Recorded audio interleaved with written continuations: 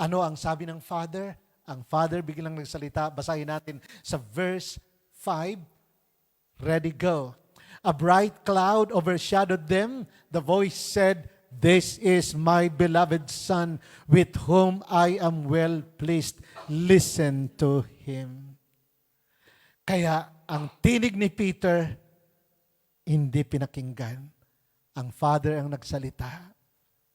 Listen to Jesus. Huwag kay Pedro. Listen to Jesus.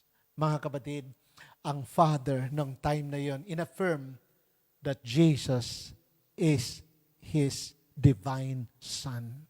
And He has the authority. Kaya naman, andun sina James, sina John at si Peter, ang instruction sa kanila. Siya ang aking minamahal na anak, na aking kinalulugdan. Pakinggan niyo siya. Makinig kayo sa Kanya. And until now, that's what the Father is saying to us. We have to listen to Jesus. Dahil pag kay Lord Jesus tayo nakinig, mga kapatid, He is the way, the truth, and the life.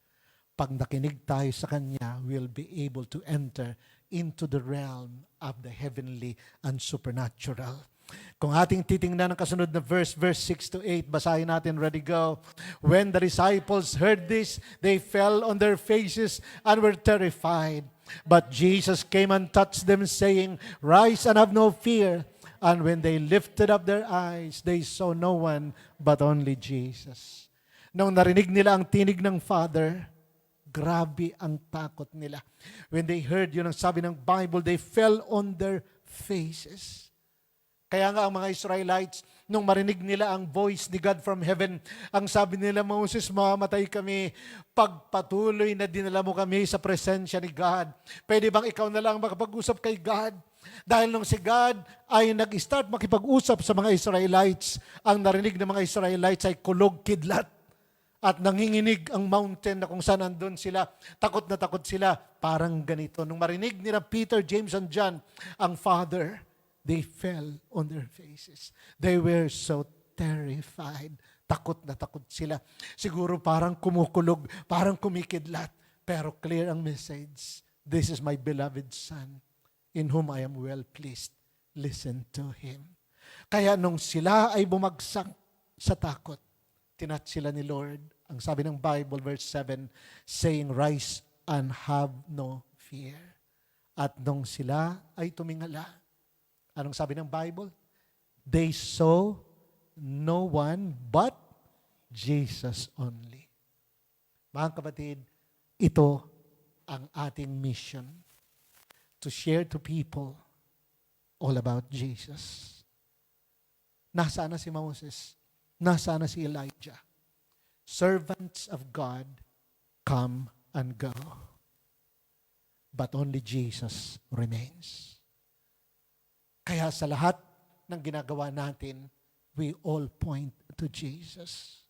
Sa lahat ng tinuturo natin, we all point to Jesus. Sa lahat ng activities natin, we all point to Jesus. Dahil si Moses, so great na man of God, pero nung time na yan, biglang wala na. Si Elijah, so great prophet, na siya ay prophet of fire. Every time na siya ay nagpipray, ang fire from heaven bumababa. Pero nung time na yon, wala na. Only Jesus remains. Kaya sa ating faith, ang talagang focus lang ay si Lord Jesus. Sa lahat ng mga ngaral, ang focus lang ay si Lord Jesus. Sa lahat ng worker servants ni God, ang focus lang ay si Lord Jesus. Mga kapatid, Jesus is all that we need. And we have to see Jesus for who He truly is. God's beloved Son. This is my beloved Son, in whom I am well pleased. Siya dapat ang nakikita natin palagi, mga kapatid, every day ng ating life. At ang faith natin ay may strengthened. Faith is strengthened when we focus on His glory. Kaya as we focus on the glory of the Lord, as we read the Bible, we focus on Jesus. Every time we read the Bible, as we worship, we focus on Jesus. Everything that we do, we focus on the Lord Jesus. Then ano ang sabi ng Father? Listen. and obey His words.